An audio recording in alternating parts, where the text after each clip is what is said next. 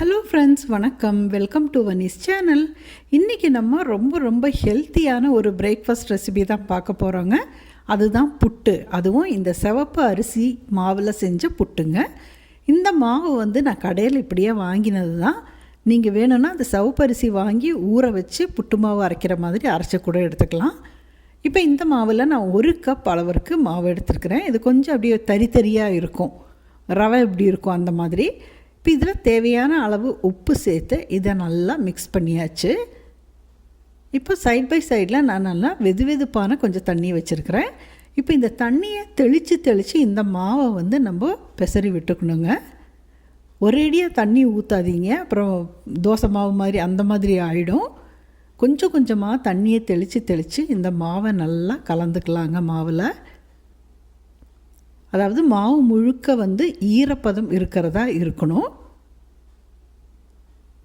இது ரொம்ப ஹெல்த்தியானதுங்க. இந்த மாதிரி பிடிக்கும் பொழுது இந்த மாதிரி வரணும், அந்த அளவிற்கு நம்ம தண்ணி தெளித்து இதை பிசிறி விட்டுக்கணும். இந்த சிவப்பரிசி அப்படிங்கிறதுனால நம்மளுக்கு ரொம்ப ஹெல்த்தியானதுங்க உடம்புக்கும். இப்போ பாருங்கள், மாவு நல்லா நான் தண்ணி விட்டு நல்லா மிக்ஸ் பண்ணிட்டேன். பாருங்கள், மாவுக்கு நல்ல ஈரப்பதம் இருக்குது. இப்போது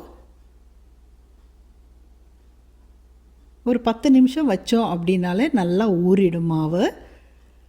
இப்போ நான் புட்டுக்காக இந்த குழாய் புட்டு செய்கிறதுக்குள்ளே அந்த அச்சு எடுத்துருக்கிறேன். அதில் அடியில் கொஞ்சமாக தேங்காய் போட்டுக்கலாங்க. துருவின தேங்காய், நல்லா ஃப்ரெஷ்ஷாக துருவின தேங்காயை போட்டுக்கலாம். கொஞ்சமாக போட்டுட்டு மாவு கொஞ்சம் போட்டுக்கலாம். பாதி வரைக்கும் மாவு போட்ட உடனே மறுபடியும் கொஞ்சமாக தேங்காயை போட்டு மறுபடியும் மாவு போட்டு மேலால் மறுபடியும் தேங்காய் போட்டுக்கலாம். உங்களுக்கு தேங்காய் நான் இப்போ நடுவில் ஒரு தடவை வர்ற மாதிரி தான் போட்டிருக்கிறேன். நீங்கள் 2-3 தடவை வர்ற மாதிரி கூட போட்டுக்கலாம்.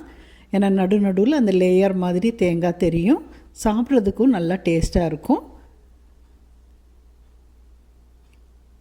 பாருங்கள், நான் மேலே வரைக்கும் போட்டுட்டேன். தேங்காயை போட்டு நீங்கள் இதை க்ளோஸ் பண்ணி, நான் இன்றைக்கி ஒரு குக்கர் மேலே தான் வைக்க போகிறேங்க. குக்கரில் விசில் போடுறோம் இல்லைங்களா, அந்த பகுதியில் அதுக்கு பதிலாக இதை நம்ம போட்டு வச்சுக்கலாம். புட்டு பாத்திரம் இல்லை அப்படின்னு கவலைப்பட வேண்டாம். இப்போ பாருங்கள், ஒரு 10 நிமிஷம் விட்டாலே மேலே இருந்து அப்படியே ஆவி வந்த உடனே அது ரெடி ஆகிடுச்சின்னு தெரியும் நம்மளுக்கு. இப்போ நம்ம இதை ஆவி பறக்க ஒரு தட்டில் மாற்றிக்கலாம். இப்போ நம்ம குழாய் புட்டு வச்சோம் அப்படின்னா அந்த மேல் மூடியில் ஆவி வரும், அதிலிருந்தே தெரிஞ்சுக்கலாம் புட்டு ரெடி ஆகிடுச்சு அப்படின்னு. பாருங்கள், சூப்பரான நம்மளுடைய புட்டு ரெடி ஆகிடுச்சு. சுட சுட புட்டு ரெடி ஆகிடுச்சு. நீங்கள் இது சக்கரை போட்டு சாப்பிட்லாம், பழம் சேர்த்து சாப்பிட்லாம். ஒரு சிலர் தேங்காய் பால் ஊற்றி கூட சாப்பிடுவாங்க. கொஞ்சம் சக்கரை போட்டு தேங்காய் பால் ஊற்றி சாப்பிடுவாங்க. நீங்களும் இதே மாதிரி ட்ரை பண்ணி பாருங்கள். ரொம்ப சூப்பரான டேஸ்ட்டாக இருக்குங்க. நம்ம சேனலை நீங்கள் இப்போ தான் ஃபஸ்ட் டைம் பார்க்குறீங்க அப்படின்னு இருந்ததுன்னா நம்ம சேனலை சப்ஸ்கிரைப் பண்ணிக்கோங்க. கூடவே பக்கத்தில் உள்ள பெல் ஐக்கானையும் அழுத்திக்கோங்க.